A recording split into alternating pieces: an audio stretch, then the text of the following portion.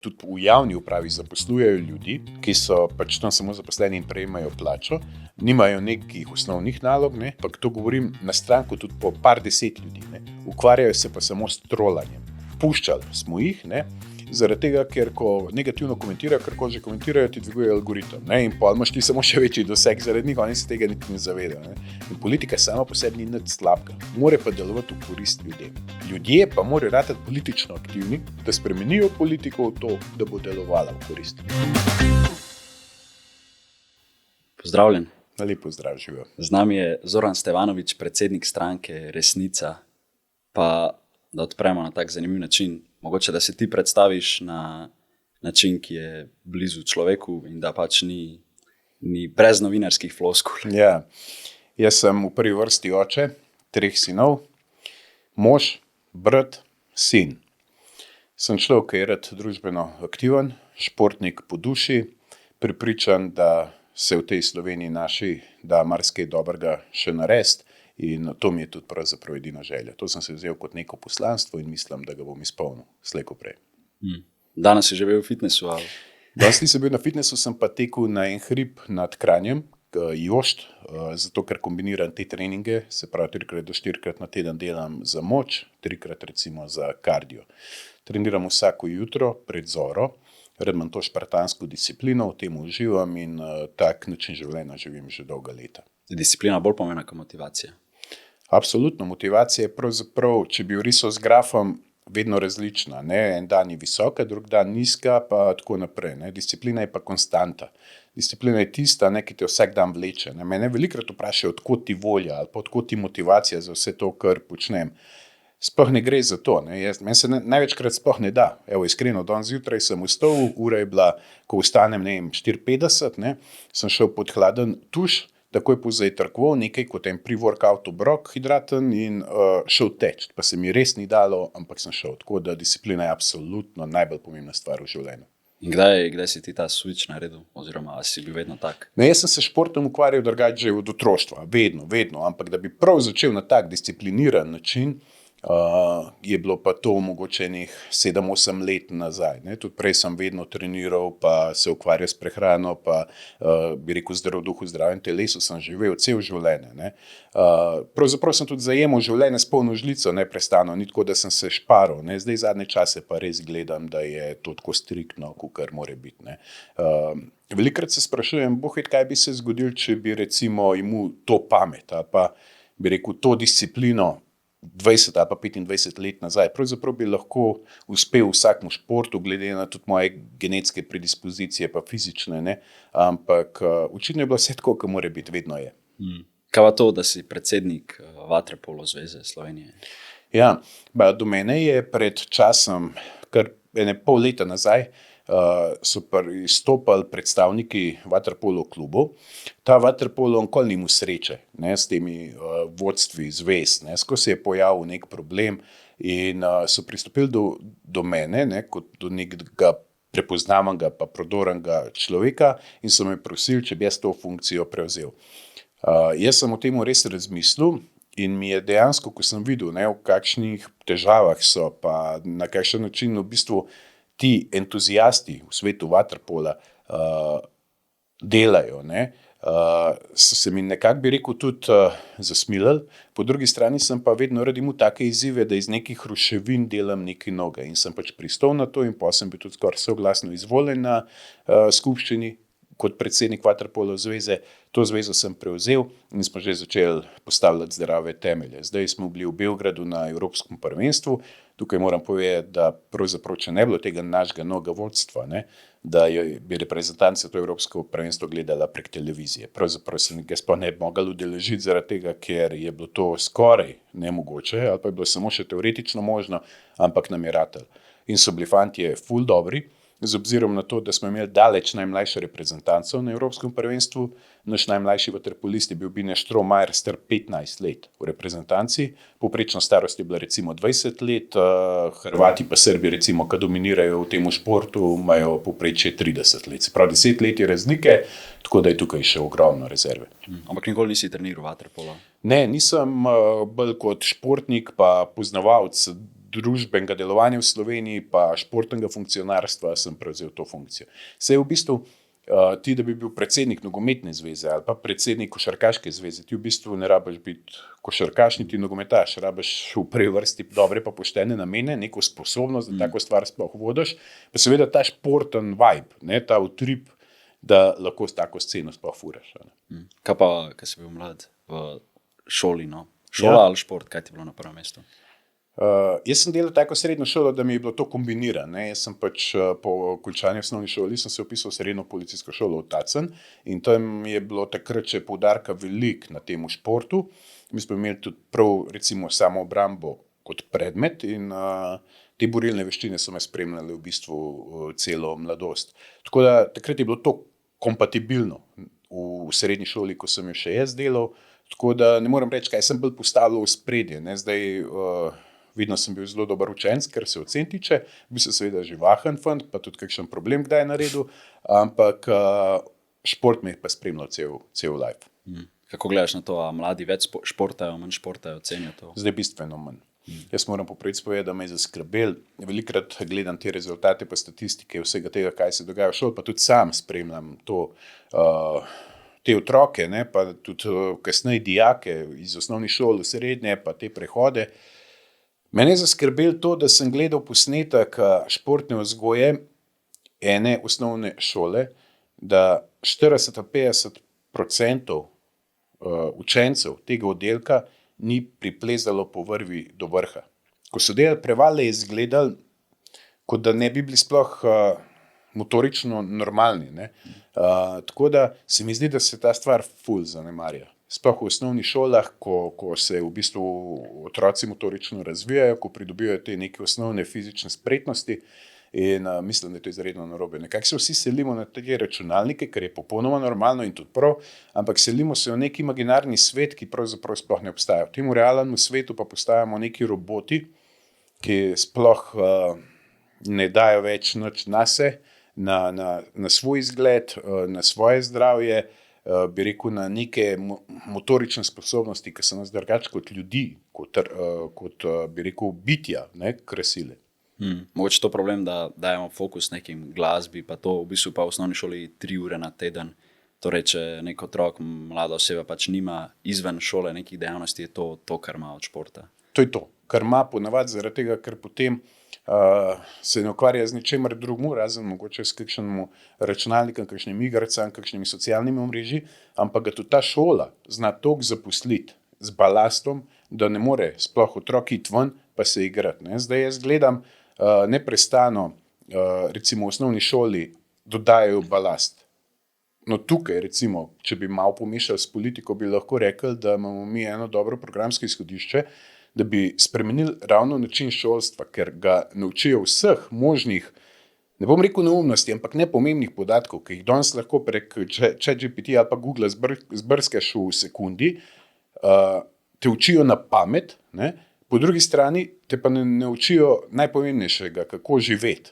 In zdaj naš kurikulum je vedno poln balasta. Ne? Koga zdaj še zanima, koliko ima Trinidad pa Tobago prebivalstva, pa kakšni so integrali, pa kakšni so vektori, ne? Ampak bolj nas zanima, kako bomo mi preživeli z danes na jutri. Ne? Se pravi, mi bi v osnovno šolo definitivno uvedeli še predmete, kot so recimo neko računalniško opismenjevanje, finančno opismenjevanje, samooskrba se mi zdi ful pomembna, pa kakšno recimo podjetništvo. Ne, take stvari, da ti otroka naučiš, da bo on to znal preživeti. Ne, danes pa samo dodajamo gradivo na gradivo in pridemo do tega, da mu zasedemo cel prosti cajt potem s tem učenjem, pa ne samo njemu, ampak danes vidim, da se cele družine pravzaprav učijo z otrokom, kar je v bistvu nerealno. Mene nihče v osnovni šoli, pa še enkrat poudarjam, ko sem bil odličnjak, ne, ni vprašal, kdaj imaš ti kontrolno nalogo, kaj imaš za domačo nalogo, ti pomagam, ne, ampak danes pa vidim, da se kar recimo družine, starši na ta način posvečajo bistveno preveč, kot bi se smeli. In to vzgojo sem recimo nekako prenesel na otroke, imam 3 sinove in so vsi 3 izredno pridni, tudi v šolah, ampak jaz se ne spomnim, da bi kadarkoli se z njimi učil. Tudi žena ne, pravzaprav. Kako pa vzgajaš otroke? Predvsem z vzgledom, ne, postavljamo družino na prvo mesto. zaradi tega, ker sem prepričan, da je družina osnovna celica družbe. In če zboli družina, ali pa osnovna celica, zboli cel organizem. Ne. In jaz mislim, da je družina tista, ki nudi zavetje vsem članom družine, obenem pa pomeni branik pred nekimi tujimi ali pa zunanjimi vplivi, ki so lahko recimo neprijetni ali pa ki lahko perejo možgane ali pa na kakršenkoli način socializirajo otroka po svoje. Ne. In tukaj more biti popolnoma jasno, kako družina stoji, kdo je oče, kdo je mati, vsak svojo vlogo nekako pravilno odigra in rad imam ta tradicionalni duh. Ne? Rad imam pač tudi prenašam jim to mojo ljubezen do športa, tako da tudi recimo mlajši je košarkaš v prvi ligi, v svojemu pač pogonu, zdaj je to v 16, starejši je pa tudi prvoligaš v nogometu, ne pri kadetih, tako da začutila sta to našo energijo in imam občutek, da sva ženo, ki jo moram tudi pohvaliti kot odličnega partnerja v projektu ustvarjanja dobrih ljudi, moram reči, da smo jim kar dobre vrednote prenesli. Mogoče to izgublja, no? Ker zdaj otroci so pač del v šoli, pa so na telefonu ali pa na računalniku, pa še mogoče v neko slabo družbo zapadejo. Ja, imam občutek, da otrok, ko ne dobi doma tiste pozornosti, prave tiste ljubezni, da bo slej ko prej to ljubezen iskal nekje drugje. In potem se pojavi neka družba, ki mu da občutek neke pomembnosti, ne? Ker je pač mogoče doma zapostavljen in on se čustveno naveže na to, s tem se identificira in s časoma postane tak. Pa če naveževa še to na naprave pa socialna mreža. Ja, sej, jaz s tem nimam nobenih težav. Ne? Pa marsikdo govori, mi bi prepovedali pa TikTok, pa bi prepovedali ono pa tretje, jaz ga ne bi. Ne? Zdaj, moramo ločati med moralo pa etiko. Ne? Morala vedno govori o temu, kaj je prav, pa kaj je narobe. Z vidika pisanih ali pa nepisanih pravil. Ne? In za moralo vedno stojijo zakoni, sodstvo, policija, cerkev, kdorkoli že, ki daje neka pravila. Ne? Etika pa ne govori o tem, kaj je prav, pa kaj je narobe, ampak kaj je pravično, pa kaj je nepravično. No? O tem pa sodi vsak sam zase. Ne? Se pravi, za naju je moralno obema isto. Ne? Etično je pa lahko drugače. In če ti otroku vsediš te norme v glavo, s tem, ko ga vzgajaš, ko z vzgledom deluješ na ta način, on lahko vidi marsikaj na TikToku ali pa na Facebooku ali pa na Instagramu ali pa na kjerkoli omrežju, pa tega ne bo posnemal, ker bo vedel, da je to narobe. Problem postane, ko on to vidi, pa misli, da je to prav. Ne? In takrat se pojavijo te težave. Tako da, jaz se spomnim, mi smo recimo v mladosti, pa danes vedno krivijo, pa preveč gleda telefon, pa zato je telefon kriv, ni res. Ne? Zato je kriv nekdo, ki mu ni dopovedal, da je tisti, ker on gleda na telefonu prav ali pa narobe.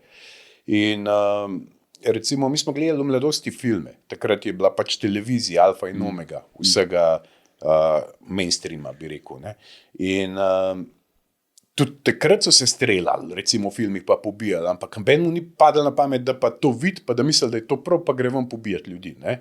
Tako da gre samo za način vzgoje, gre za to, da vsadiš otroku pravilne vrednote v glavo in pa je to stvar bistveno lažje. Dobro, večinoma starši krivijo svoje otroke, zakaj si tako na telefonu, v bistvu pa oni sami nekako in jim kupijo ta telefon in jim pač ne povejo, kaj je prav, kaj je. Ja, telefon včasih odnese rit staršem, ne? Sploh takrat, ko se je treba malo bolj ukvarjati z otrokom, ko mu je treba posvečati neko pozornost. Ne? Jaz tudi pač opažam po trgovskih centrih, pridejo, pa se to tudi kdaj meni zgodi, zdaj recimo sploh v tem času kampanje, pa to, ko sem res veliko odvisen od teh odgovarjanj na maile, pa spremljanja določenih trendov, pa vsega tega objav in podobno, ne? Ampak mamica pride z otroci v center in vse, ko si na svojem telefonu in pijo kavo. Ampak on ima v tistem momentu tistih 10, 15, 20 minut miru, kar sicer ni prav, ampak na ta način, ne, da otroke zaposlijo. Tako ga pa res najlažje si starši veliko krat, bi rekel, na nek beden način kupujejo mir. Ja, to je samo, da imajo oni nek mir, pa da se čim manj ukvarjajo. Kaj pa neka statistika kaže, da 1/3 mladih uporablja umetno inteligenco kot svojega psihološkega, emocionalnega svetovalca. To nisem vedel. Vem, da če dalje več ljudi uporablja pač to inteligenco kot nek vir informacij, ne? Ker jaz tudi mislim, da je osnova namen vzpostavitve umetne inteligence ravno ta. Ampak vidim tudi sam, ne, ko iščeš neke informacije, da je stvar naravnana tako, da te res navleče na to, da deluje kot nek tvoj prijatelj, da deluje kot nekdo, ki bi ti rad pomagal v življenju, ne samo okrog tega, da najdeš informacije, ampak glede tvojega razpoloženja, glede ustvarjanja neke euforije, eventualno depresije. In mislim, da ljudje samo morajo vedeti, ne, kje je meja. Ne, se pravi, jaz te bom to vprašal te bom, koliko ima, karikiram, Ljubljana prebivalcev, ko boš pa ti mene vprašal nazaj, ne, a ti lahko še kako pomagam v smislu, kam boš šel ven v Ljubljani, ne, to ti pa jaz ne bom dovolil, ne, zato ker jaz se zavedam, da ti nisi v prvi vrsti živo bitje z nekimi izkušnjami, ampak se bom o tem sam odločil. Ne. Se pravi, tudi v ChatGPT-ju ne vidim nobene večje nevarnosti, dokler ga zaznavamo kot stroj, ki zbira določene informacije in na podlagi tega kreira pač neko informacijo o tebi.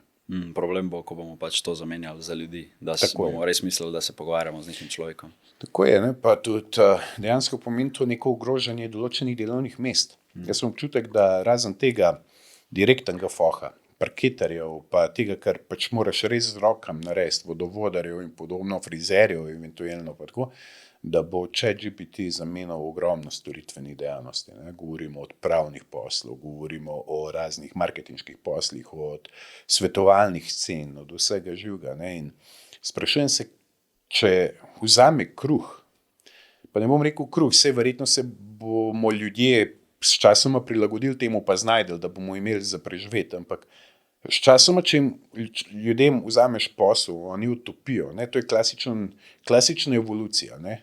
In če ti ne rabiš uporabljati možganov, ker namesto tebe razmišlja nekdo drug, bojo možgani slej ko prej utopili. Ne? In bolj me je tega strah, ne? Da ljudje s časoma ne bodo imeli več kaj pametnega za početi, ne bojo izkoriščali sivih celic za tisto, kar jih imajo, in se zna pojaviti potem velik problem v degradaciji družbe, pa same splošne inteligence konec koncev. Je to povezano z koliko ljudi gre na volitve? Ali? Zdaj v tem momentu ne, zato ker pri nas vlada praksa, da še prej ni bil ChatGPT, ljudje niso hodili na volitve. Tukaj pa je en drug razlog. Ne. Mi, ko smo se osamosvojili, se je pojavila neka klika, ki izvira iz starega sistema. Ne. In oni so zelo prefinjen plan imeli. Ne. Na eni strani so oni vedeli, da imamo zdaj demokracijo in da imajo zdaj ljudje možnost voliti. Prej tega ni bilo. Ne. In vedeli so, da en človek pomeni en glas. Brez obzira, a je to človek iz proizvodnje, a je to čistilka, a je to zdravnik, ali je to odvetnik, ali je to direktor, česarkoli, vsak človek ima en glas. Ne. In da obstaja neko široko volilno telo, ki ga je pač treba pokriti. Eni so ideološko usmerjeni tako, eni drugače. Ne. In so se prav prefinjeno zmenili, kako bodo oni pokrili ves ta volilno telo. Vedeli so, ti so ideološko nagnjeni. Ne vem, tja, k cerkvi, desno, zagovarjam mogoče desno ekonomsko logiko in podobno. Ne. Teli pa še vedno imajo radi to levo sceno, recimo, pa še vedno so nagnjeni k temu. Ne. In oni so strankam tako prefinjeno vse to pokrili. Na en stran so ustanovili enega človeka kot kult, ne, ki obladuje stabilen del volilnega telesa, na nasprotni strani pa predstavlja zlobnega zmaja, proti kateremu bojo ljudje volili, za kogarkoli bo mainstream rekel, tega moraš voliti. Tudi če jaz se večkrat pohecam, fikus postaviš na Pop TV, pa rečeš, fikus volite, če ne bo zmagal ta, bojo šli dejansko ljudje voliti fikus. No, in ta plan jim je zdaj uspel že v peto. Ne? Zdaj ni več tako velikega tega antijanšističnega naboja, recimo, da bi jim to ratalo, ampak kar se me pa vprašal, je pa predvsem dejstvo, da so s to matrico toliko zagnusali politiko ljudem, da se čim manj ljudi ukvarja s politiko. In da eni in isti volijo vedno eni in iste. In ta plan jim je do zdaj res dejansko ful uspel. Se pravi, imamo tam 40% politično aktivnih ljudi, ki volijo vedno za iste stranke. Ne. In zdaj mi smo tukaj naleteli na en velik problem, ne, ker to smo zaznali, na to opozarjamo in nagovarjamo zdaj eno široko maso ljudi, ki jih je več kot teh dejansko, ampak so politično pasivni, leni. Ne? In dejansko nam verjamejo, pa dejansko nas podpirajo, ampak ko pa prije dan volitev, pa ne grejo voliti. Zato, ker pač je lep dan zunaj, gre raj, ne vem, zdaj, če je to zima na smučanje, na plavanje, kamorkoli že, ne, ampak v tem mi vidimo našo največjo nevarnost. Ne. In zato bi jaz rad res pozval, predvsem mlade, 18 let stare, ki imajo zdaj možnost voliti, ne. Oni bojo najdlje živeli s posledicami političnih odločitev. Ne. In zato morajo biti najbolj aktivni. Ne morejo pustiti samo starejšim, ki je prav, da tudi starejši seveda volijo, ker se tudi ta stvar nanaša na njih pa na njihove otroke. Ne. Ampak starejši bojo bistveno krajši čas živeli s posledico svojega glasu, ki ga je dal na volitvah, kakor pa mlad človek. Ne. Tako da jaz bi zato naredil dve stvari. Ne. Prvi bi mladino na vsak način želel spraviti voliti, tudi z obveznimi volitvami, zaradi tega, ker bi ratali politično aktivni. To pomeni, da bi začeli spremljati programe, spremljati, kaj ljudje dejansko govorijo, ne samo to, kaj mediji predstavlja. Ne. Po drugi strani bi pa naredil e-volitve, kombinacijo. Se pravi, tiste gospe, ki grejo, ne vem, zjutraj v nedeljo v cerkev, pa grejo pa rade na volišče, ne grejo. Ampak mladina pa lahko prek nekih blockchain tehnologij voli kadarkoli prek spleta. In jaz mislim, da bi to zelo premešali karte na političnem parketu. Kaj pa bi izpustil prag, torej na 16 let? Tudi dobra ideja, mi smo jo tudi drugače v programu zapisali, s tem, da moramo biti tukaj res pazljivi, da preprečimo to medijsko mašinerijo, ki bi prala možgane ljudem pred volitvami, ne, zaradi tega, ker se mi zdi, da je človek od 16. leta do 18. 19. še bistveno bolj podvržen tem vplivom. Ne. Kaj samo sliš, pa se ne prepriča, je to res tako. Mogoče ne samo medijev, ampak tudi staršev, ne, mami, kaj si ti volila, pa bo pač isto volila. Ja. Čeprav se vprašam tudi zdaj v zadnjem cajtu kontratrend, ne, da gre velikrat starš voliti zaradi prepričanj svojega otroka. Mislim otroka, zdaj to govorim že o volilnih upravičencih, ampak o dejansko svojega potomca. Ne. In se mi zdi, da zadnje cajte sploh ni več tako, ne, da starš reče, jaz bom šel tega, ne, pa gre otrok tudi. Ampak otrok spremlja prek socialnih omrežij, recimo nas v tem momentu, in potem doma prepriča starše, pejte še vi, če je meni dober. Ne. In se mi zdi, da je ta obratna komunikacija zadnje cajte bolj učinkovita. Ja, zaupajo staršem. Čeprav v Sloveniji je ta problem, da nekako ali voliš nek lik, ne bom zdaj poimensko, ali pa sam, da ni on, karkoli drugega. Ja.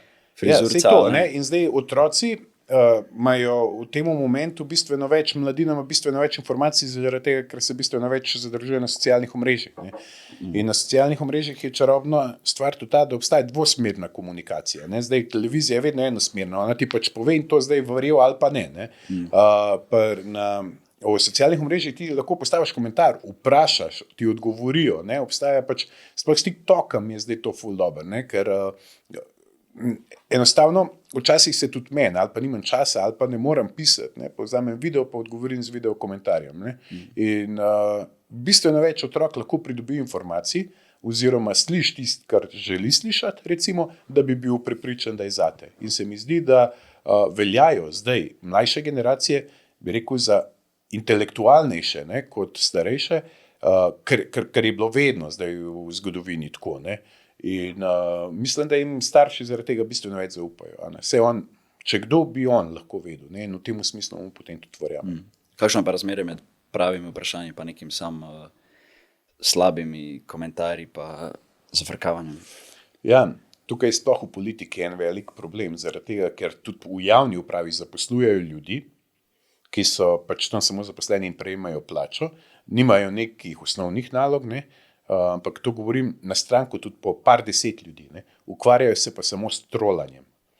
In potem imamo mi maso fake profilov, ki v bistvu hod, ne, in te samo pluva, ne, pluva vse politične nasprotnike, ne, niti ne dviguje svoje stranke, ampak samo želi, da v komentarjih povzroči čim večjo zmedo, ne, ker velikokrat opažam, da ljudje sploh ne berejo, recimo članek Slovenske novice objavijo, pa se pa dosti vrstijo komentarji, bam, ne. In največkrat se ljudje zabavajo v branju komentarjev, ne. Ampak tudi te komentarji ustvarjajo lahko nek vpliv, ne, na človeka. Tako da tega trolanja je zdaj toliko nenormalno veliko, evo, da ti po pravici povem, mi smo recimo kot stranka najmočnejši na socialnih omrežjih. Če ne bi bilo socialnih omrežij, za nas nihče ne bi nikoli vedel, ker smo bili kot ena antisistemska stranka vedno pod medijsko blokado. In dejansko smo uspeli, naša glavna platforma je bila, kar je zdaj že za starčke, Facebook. Ne? In zdaj, ko šeram en video, svoj prvoosebni, imam na vseh profilih, če se štejem, čez 1 milijon ogledov. Tega se ne more privoščiti niti največja komercialna TV hiša, recimo v Sloveniji. Ne?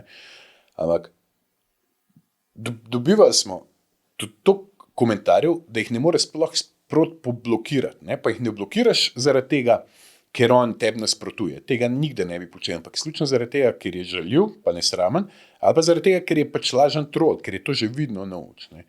Zdaj, doskrat smo jih puščali, ne?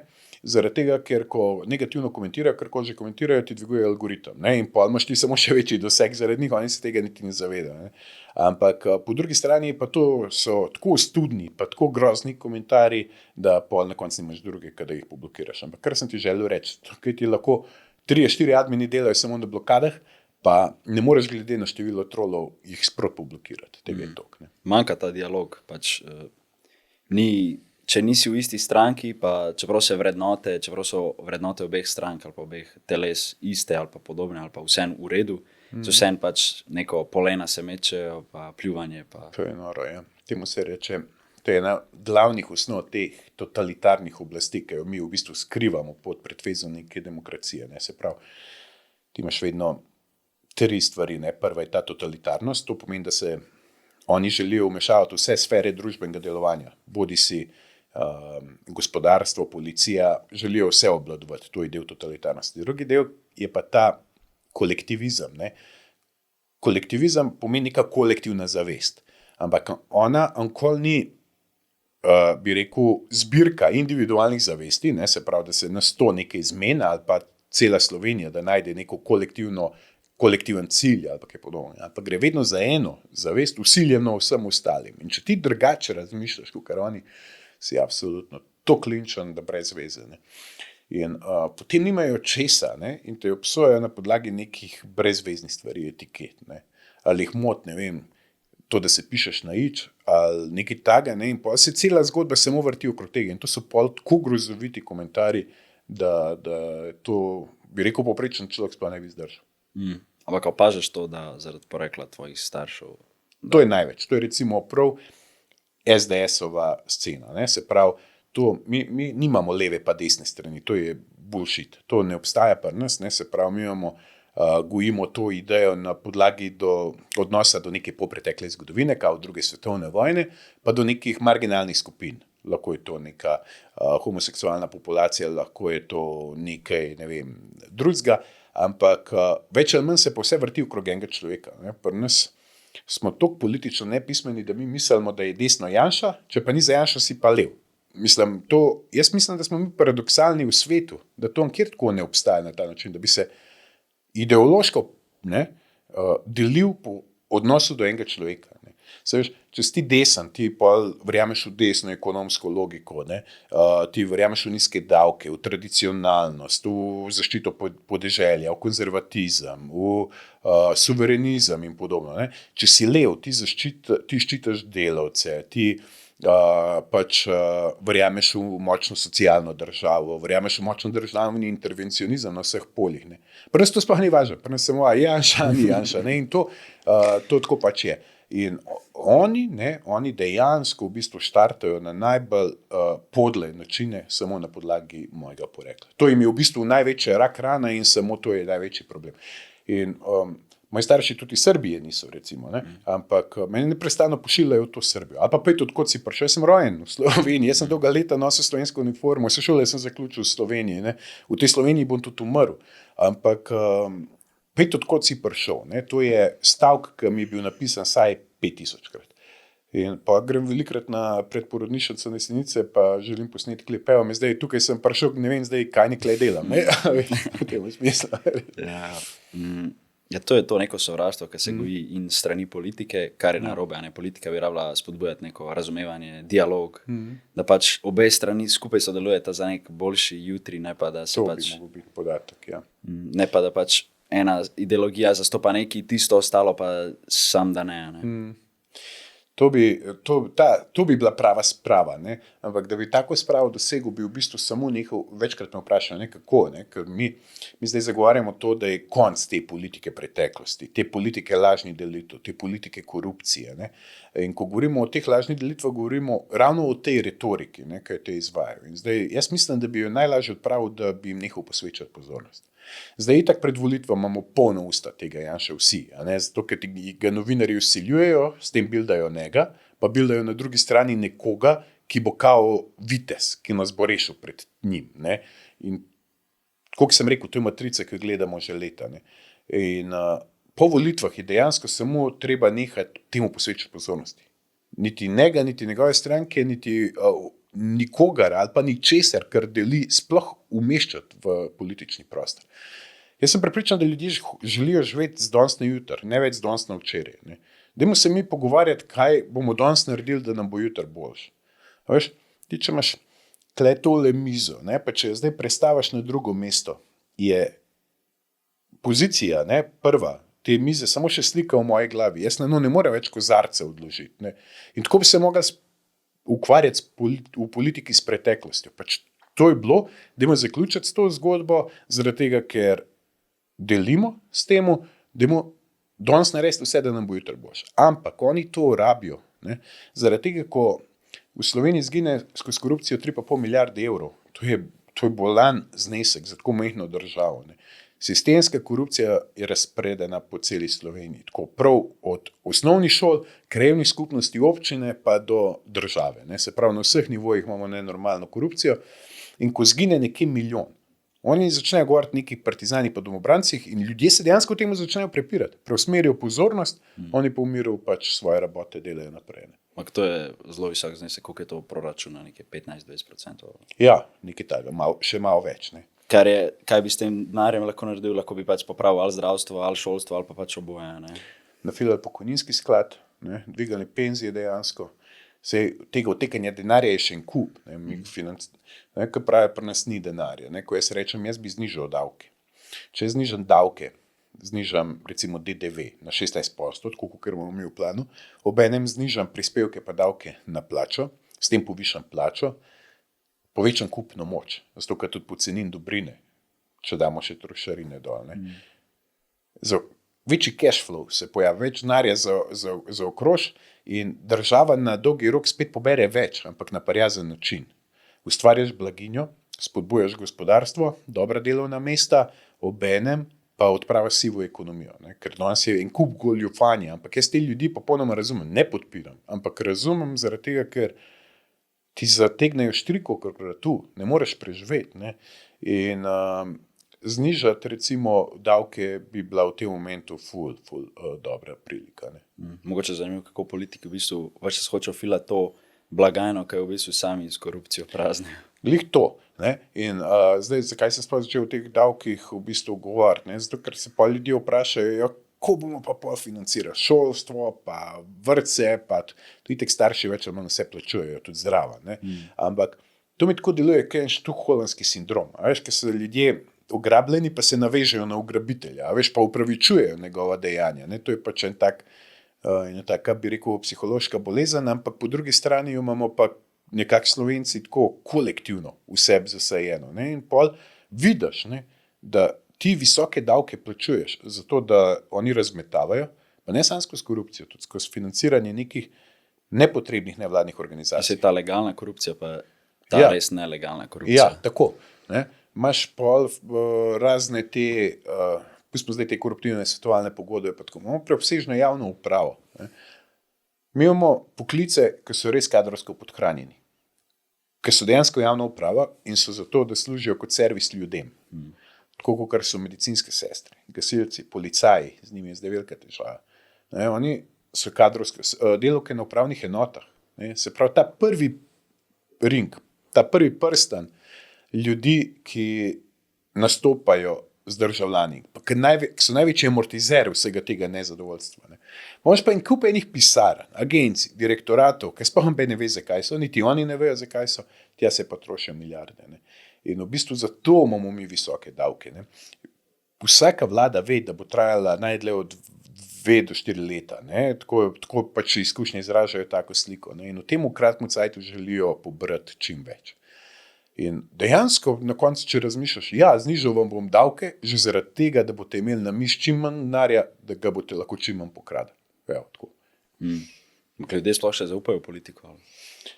Ne, to je tisto, kar sem prej povedal. Ne? Zdaj, politiko so zagnusili ljudem, s tem, da je treba ljudem pač povedati, da je od politike odvisen vse. Gorivo, s katerim sem se jaz zdaj sem pripeljal, kava, ki so jo midva danes pila, karkoli v našem vsakdanjiku je odvisno od politike. Ne nazadnje naša svoboda, saj to smo videli tudi v preteklih COVID časih. Ne? Tako da vem, da so zagnusili politiko ljudem, ampak v vsakem primeru človek mora razumeti, da je politika vsaka oblika družbenega delovanja.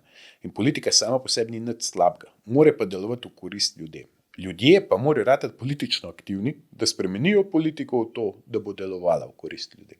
Mogoče to neka dobra taktika, da ti v bistvu tisti, ki so itak zate, jim ne bo zagnusil s svojim delovanjem, unim, ki pa bi glasovali mogoče za nekoga drugega, za nekoga novega. Ja, ga pa odbiti, uspavati. Ne.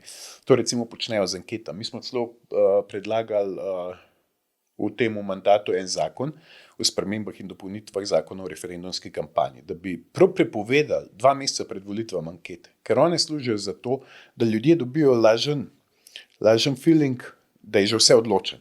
Da je brez veze, da ga ne sploh voliti, ker itak bo ta zmagal, ta bo drug, ta bo tretji, ta bo četrti, nima nič. Ki bi ga jaz mogoče rad volil, ne more prebiti cenzusa in bom vrgel za 100 glas stran. Ne? In to je ta medijska manipulacija, ki jo oni počnejo pač s tem plačanim anketam. Ne? Tako da to so tiste stvari, ki uspavajo ljudi, da ostanejo doma. Marsikdo bi mogoče še šel, pa je ravno ta retorika, ki si jo ti zdaj omenil, ne, jih prepriča, da ostanejo doma. Vse to je v bistvu klasično pogojevanje. Torej, tja, kjer gre vsi, torej, če neka stranka ima 20%, bom šel tudi jaz. Vse nima smisla tisto, kar ima. Masa vleče maso. Ja, to je tudi res. Ne? Ali pa kontraefekt v politiki. Ne? Če je to ta človek, ki ga jaz prikazujem kot njega tudi sovražnika, ne? Bom pa dvignil. Ne? To se je zgodilo leta 2022. Ne? Ravno ta kontraefekt se je dosegel. Ne? Se pravi, enega so bildali kot močnega, ki lahko spet zmaga, ne? Da so nabildali toliko drugega, da so ljudi dvigali, da gre vsi na volitve, da ravno ta ne zmaga. Ne? Tako da zagotovo je zadnja medijska manipulacija, sam zdaj pa vprašanje nekakšne. A ti si podpornik medijev, ta pravi, tako raziskovalnih, nepristranskih? Sem ful podpornik nepristranskih medijev, ampak mi je ful žal, da jih zdaj v tem momentu nimamo. Res ne. Zdaj, mi smo tudi zbrali 20,000 overenih podpisov za to, da bi odpravili prispevek RTV, obvezen prispevek RTV, ne, zato ker sem prepričan, da državna televizija je edina, ki bi mogla biti, edina. Vsi mediji bi mogli biti nepristranski, ampak razumem do določene mere komercialne medije, zato ker oni imajo svoje lastnike. Te lastniki so pač odvisni od denarja. Ne. In ta denar potem doteka k njim na različne načine. Ne, in oni potem pač morajo opravičevati to, zakaj so dobili ta denar. Ne. Po drugi strani ne, pa RTV pa državna televizija, ona bi pa res morala delati neodvisno v korist ljudem, pa nažalost ne deluje. Vedno je provladno usmerjena in vedno dela v skladu s tistim, ki je takrat na vladi. Ne. In potem ne odpirajo prostora novi politiki, smo pa ne taki, kakor smo mi, ki pač niso zaželeni ne na eni, ne na drugi strani. Ne. In ko si ti del ene strani, lev recimo, ali desen, kakor jim mi nazivno pravimo, te napada ena stran, ne? In ti dviguje kredibilnost na drugi strani s tem, ta druga stran te pa brani. Pri nas je pa ta podatek, da nas napadajo vsi, levi in desni, in zgornji in spodnji in taki in onaki. Ne? In opažam pa, da so ljudje začeli se buditi, to pa dejstvo. Ne? In tudi zdaj se je odvijal en, nepomembno, ampak en tak medijski lin zoper mene. Se pravi, ko govorijo o preiskovalnem novinarstvu, mi imamo zdaj samo v tem momentu 20 afer za raziskati. Govorimo o železniški postaji Jesenice, kjer bo izginilo 50 milijonov evrov. Govorimo o drugem tiru, kjer bomo čez 500 milijarde preplačali projekt. Govorimo o, pustimo zdaj Litijsko, pa še en kup enih drugih afer, ki se jih dogaja. Oni so dokazali, da obstaja preiskovalno novinarstvo, tako da so o meni najdeli iz leta 2001, da sem plačal eno denarno kazen. pri 19 letih, recimo. Ne? In so me na ta način hoteli javno linčati. In potem sem šel res malo za foro brati komentarje in seveda se 95% ljudi postavlja na mojo stran. Ne? Oni so dejansko hoteli mene medijsko linčati, v bistvu so nas samo napumpali, ne? Ker ljudje so videli, da dejansko je to minorno, ne? Ker sem jaz mogoče v špiču kot mlad fant 25 let nazaj, ne? V primerjavi s tem, kaj se zdaj dogaja, kaj ljudje počnejo na funkcijah zdaj, ne? In da gre v bistvu za klasično preusmerjanje pozornosti pa spine. Ne?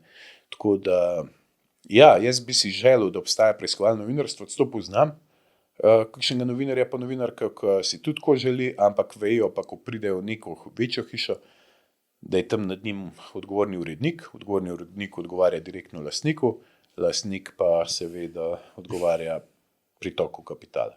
Ja, ampak to v bistvu, kako je sploh možno, da je torej medijska hiša, ki bi morala biti nepristranska, da je v bistvu pod lastništvom države, torej nekako primorana, ti boš vedno svojemu delodajalcu oziroma lastniku boš bil pristranski na njegovo stran, to je čisto klasično. Ja, sam, če govorim zdaj o državi, ne, o RTV-ju, ki je v lasti države, to pomeni, da so v lasti ljudi in oni bi mogli biti pristranski ljudem v tem smislu, ne, ker pač mi ljudje smo lastniki RTV-ja, ne. Ampak niso, zaradi tega, ker vlada odloča o določenih njihovih scenah. Ne. Zdaj, recimo, oni poberejo prek obveznega prispevka okrog 110 milijonov evrov. 110 milijonov evrov na leto imajo oni budžeta, če ne počnejo nič. Ne. Zato, ker nam zakon odreja, da to plačaš, če ne plačaš, ti v 2 mesecih lahko direktno izvržbo naredijo za ta znesek. Ne. Se pravi, zato smo mi pač predlagali zakon, da se to financira nekoliko drugače, da se ukine ta obvezen prispevek in da so vsaj enkrat na let na tapeti. Mi imamo zaposlenih, mislim, da 2500 ljudi na RTV. Avstrija, ki je večja, kot mi, ne, ima zaposlenih manj. Procentualno mislim, da smo v Evropi, glede na število prebivalstva, da imamo največ zaposlenih na RTV. Da te eno vpraša saj enkrat, da mi povej, zakaj imaš toliko zaposlenih? A lahko narediš kakšno kadrovsko racionalizacijo? A lahko kje prišparaš? Ne moreš biti toliko lakomen, ne? Po drugi strani pa ne delovati ali pa biti samo neka medijska režimska mašinerija. Ne? Mogoče to problem celega javnega sektora, v bistvu ful je zaposlenih ljudi, ampak koliko jih realno dela. Ja, policija je zdaj tak problem. Ne? Sem jaz vedno govoril, v policiji imamo, mislim, da mi zaposlenih je karikiram 8-9 tisoč ljudi. Od tega oni celo štejejo kot 6 tisoč policistov, ne? Ampak od teh policistov, to so nosilci, bi rekel, nekih uradnih pooblastil, jaz mislim, da še vsaj 3000 ne dela na terenu. Ampak so to neki komandirji, pomočniki komandirjev, neki pisarniški delavci, oni so si rihtali te pooblaščenosti zaradi tega. Ja, klasični birokrati. Oni so si rihtali te pooblaščenosti že takrat zaradi tega, da so dobivali pač neke dodatke na pooblaščenost, ni pa tega dela. Ne. In do konca smo šli na terenu 2000 policistov, ki so pa še preobremenjeni z birokracijo, ne, zato ker imajo toliko pisnih izdelkov. Ne. Tako da še ta terenski policisti 90% svojega časa na policijski postaji, ki piše neka poročila, uradne zaznamke, neke dopise. In tim zdaj ukinjaš patrulje po operativno nevarnih področjih, zaradi tega, ker imaš policistov. Ne. Že tako je pa neprivlačen poklic, da ti sploh ne dobiš ljudi noter. Ne. Ne vem, deluje, da vsak je nesposoben za drug poklic gre v policijo. Ne? In je res neka taka čudna zmešnjava ratala, prvo nimajo avtoritete, drugo so nezadovoljni, tretje premalo jih je, premalo so plačani, dejansko ne služijo tismo, kar bi mogli, ne služijo pa varovati ljudem, ampak so ratali čisti inkasantje, ki gleda samo še kdo je pripet z varnostnim pasom, pa kdo ni. Ne? Kriminaliteta nam narašča, mi jo skozi neke lažne statistike znižamo. Ne? Se veš, oni dobijo recimo enega, ki prodaja travo, recimo, ne? In mu stisnejo 50 kazenskih ovadb in rečejo, ne, za vsako prodajo posebej eno kazensko ovadbo. In mu rečejo, zdaj imamo pa mi 50 raziskanih kaznivih dejanj. Pomembne stvari, kot so pa, ne vem, ropi, umori, razne koruptivna dejanja in podobno, so pa vedno neraziskana. In na koncu ti ujameš 25 ali pa 40% in rečeš, mi imamo 40% raziskanost, mi smo varna država. Ne. In to je noro. Ampak zdaj sem policijo omenil, zato ker je v bistvu ogledalo ona tudi celotne javne uprave. Ne. Posod je isto. Ne. Te prvi ljudje, ki bi morali biti največ, jih je najmanj. Ne. In pogled Ministrstvo za zdravje, pogled območne zdravstvene enote, vse te pisarniške back office, oni so vedno prezasedeni, tam imajo ljudje res brutalne plače, da ne govorimo o agencijah, ne. Mi imamo agencijo za knjigo. Ne vem, čemu služi, jaz še danes ne vem, pa se ukvarjam s politiko, ne vem, čemu služi agencija za knjigo, pa tam ima, ne vem, direktor lahko 60 plačni razred, ne, on košta 6 ali pa 7 tisoč evrov bruto na mesec državo, ne. In Moče glih to namen, da noben ne ve, kaj dela. si še oni ne vejo, ne, se večkrat poklicam, če greš na prva vrata potrkati na eno ministrstvo, pa vprašaš človeka, kako se imenuje tvoje delovno mesto, on ne ve. Dobiva pa visoko plačo, ne. In pa imamo pa težavo, recimo, da pa v domu za ostarele ne dobimo medicinske sestre, ne. Mi bi mogoče še lahko naredili domove za ostarele, ampak kdo bo pa delal noter, ne. Strežnice, snažilke, ne. Če gre raj delati v prvega Hoferja ali pa v prvega Lidla, ker dobi boljšo plačo, pa ker ima boljše pogoje. Ne. In ukvarjamo se tudi veliko s temi zdravniki, pa to, pa tudi sem prepričan, da bi se na tem področju dal veliko narediti, ampak noben se pa ne ukvarja z medicinskim osebjem, ki je v bistvu še najbolj v težkih težavah. Ti si bil policist, da ti Ja. je to kaj dalo. Mislim, Ja, tukaj sem spoznal v bistvu način delovanja te javne uprave, ne. Jaz sem postal policist leta, se pravi 96, sem bil že uniformiran kot kadet v srednji policijski šoli, pa sem potem 2000 že začel delati kot policist, ne. In takrat nisem bil nikoli srečen v policiji, ravno zaradi tega sistema, ne. Vedno sem se upiral nadrejenim, zaradi tega, ker je bilo ponavadi tudi napredovanje po liniji poznanstev, ljudje, ki pač niso zaslužili, da bojo na pozicijah, so bili na pozicijah. Jaz sem se temu sistemu neprestano upiral, ni jim bilo sploh pomembno, kako ti kriminaliteto odkrivaš, kako ti preventivno deluješ, kako skrbi za javni red in mir, ampak samo koliko si položenc prinesel na policijsko postajo za neke banalne prekrške, ne. In potem se je merila kot neka norma, ne, na traku v železarn, ne, toliko žebljev sem danes naredil, recimo, tam pa toliko položenc sem danes izdal. In če pač nisi imel tega socialnega čuta, da bi lahko kaznoval pač ljudi, ne, si bil avtomatsko vedno degradiran, ne. In pol je bil vedno ta problem. Jaz se s tem policijskim sistemom nikoli nisem strinjal in točno vem, kako bi bilo treba policijo zrihtati, ne, da bi bili policisti zadovoljni in državljani z delom policije. kaj pa to, kakor vem, si delal na Adiko, mislim, bivši Hypo banki, Ja. v leasingu. Kaj je bil to? No, se pravi, 9.10.2011 sem prekinil pogodbo v policiji, 10.10.2011 sem se že zaposlil na Hypo banki. Jaz sem tam zasedel eno delovno mesto, sem mu rekel anti-fraud manager, se pravi, bilo za odkrivanje in prevencijo prevar. Nekaj časa sem to delal, pa sem pa prevzel vodenje pravne podpore, zato ker je bil tudi to ta oddelek preprečevanja prevar. Nisem pravnik, sem drugače magisteriral iz managementa, ampak ravno zaradi izkušenj iz policije sem se potem s tem ukvarjal, ne. Sam pri Hypo, to je bilo takrat, je bil samo ta problem, ker oni so imeli eno, preden sem jaz prišel, ne, so oni imeli eno veliko afero, ne, to je bila ful prepoznavna afera na Balkanu. S kovčki pa. Ja. In takrat so oni prepovedali zaposlovanje za nedoločen čas, ne. In po zakonu o delovnih razmerjih si ti lahko na istem delovnem mestu zaposlen samo 2 leti z pogodbo za določen čas, pol ti pa morajo ponuditi drugo delovno mesto ali pa zaposliti za nedoločen čas, ne. In glede na to, da so meni ponudili neko malo nižje delovno mesto, ne, se s tem pač nisem strinjal in sem šel pol naprej. Pa evo, še prej končava, smo ti pripravili ene 12 hitrih vprašanj, tako čim hitrejše odgovori. Tako da, jutranji ali večerni trening? Jutranji. Leg day ali roke v fitnessu? Leg day, ker je težje. Kaj je najbolj precenjena stvar v današnjem fitness svetu? Inštruktorstvo. Katera navada iz otroštva vas je najbolj izoblikovala kot človeka? Učenje, branje. Kaj pri ljudeh, ki jih spoznate prvič, najprej opazite? Stisk roke. Najpomembnejša lekcija, ki ste se jo naučili ob vstopu v politiko? Never trust no one. Kaj je zadnja stvar, ki vas je iskreno nasmejala? Članek o meni. Kaj vas pri ljudeh najhitreje zmoti? Zahrbtnost. Kaj si ljudje o vas najpogosteje razlagajo napačno? Nadutost. Kaj je bil vaš največji strah v otroštvu in kateri je danes? V otroštvu izgubiti starše, danes izgubiti potomce. Če bi se lahko v trenutku priučili ene veščine, katero bi izbrali? Harmoniko. Kaj bi danes speljali dekle na prvi izmenek? Na izga, kakor sem svojo ženo na večerjo na Blejski grad. To pa je kar romantično. Ja.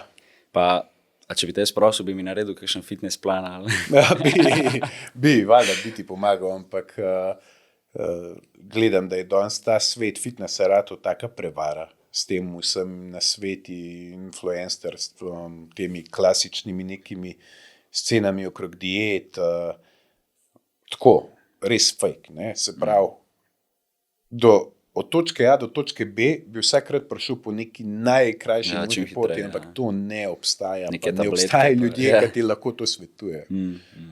Saj tudi te tablete, pa to, kar učite, veš, steroidi so največkrat ful popularna stvar, da ti jih nekdo učita. Ampak to ne gre brez dela, no? Jaz se glih to sem hotel reči. Jaz poznam ta fitness svet in tudi vidim ljudi, ki se res s tem ukvarjajo, so ljudje pridni, ne. Recimo človeka poznam, tudi jaz imam recimo največkrat veliko večino leta imam maščobo pod 6% v telesu. Ne? In tudi takrat, ko jo dvignem samo zaradi tega, ker se telo ustraši. Ker čutim, da se telo ustraši, ne? Ker telo je ful kompleksna stvar. Ne? In ga moraš s časoma tudi malo hecati, ne? Da misli, da je spet vse normalno, ne? Pa spet greš v isto zgodbo. Ne? Ampak recimo opažam, da so fantje res pridni. Zmeraj nema beljakovine na dan, zmeraj nema hidrate, vsak dan trenira kot žival, odreka se vsemu možno, posvečenje maksimalno. Ne? Pa tam nekdo, ki pa je kokice, pa dela kugalce iz popka, meče po stanovanju, pa gleda televizijo cel dan, ne? Napiše steroidi. Ne? Ja, steroidi so bili včasih umetni moški hormon, danes pa opažam, da je to v bistvu ratela samo še beseda, da nekdo obsodi človeka, ki je bistveno bolj posvečen, priden, delovan, discipliniran, kakor je on sam. Ne? In ne obstaja čudežna tableta, ne obstaja čudežen steroid, ne obstajajo ne proteini, ne aminokisline, ne kreatin, ne MK677, ibutamoren, ne obstaja nič, ne, kar ti bo naredil mišico, brez da bi ti orang treniral, pa orang jedel. Ampak to v bistvu izhaja iz ljubosumja, to, da ti rečeš. Največkrat je to. Ljudje znamo biti po naravi zelo žlehtni. In sploh iz osebnih kompleksov znamo biti ful žaljivi do ljudi, ki so marsikaj uspešni. Drugače pri podjetnikih ista zgodba. Ne? Maraš res pridne delovne ljudi, ki so posvetili tudi po 20 ur na dan temu, da so uspeli. Ne? In ta človek ima veliko denarja in je prav, da ima veliko denarja. In je velik doprinos družbi. Prvo ustvarja delovna mesta, hrani družine, pa po tretji strani odvaja visoke davke. Ampak na koncu vsak, ki vidi bogatega človeka, reče kriminalca. Tukaj je tudi podobno. Mogoče bilo boljše, da pač pogledamo tega človeka pa rečemo, jaz bi bil tak. Ne ti bo vzor. Drugo, ne, sledi tem svojim ciljem. Ne ti bo nekdo, ki je nekaj dosegel in dokaz, da tudi ti lahko s trdim delom to dosežeš. Ta človek ni nesovražnik, no tako v tem smislu. Hvala še enkrat, da si bil z nami. Z veseljem. Ker toliko ceneš, stiske roke. Hvala, super. Hvala.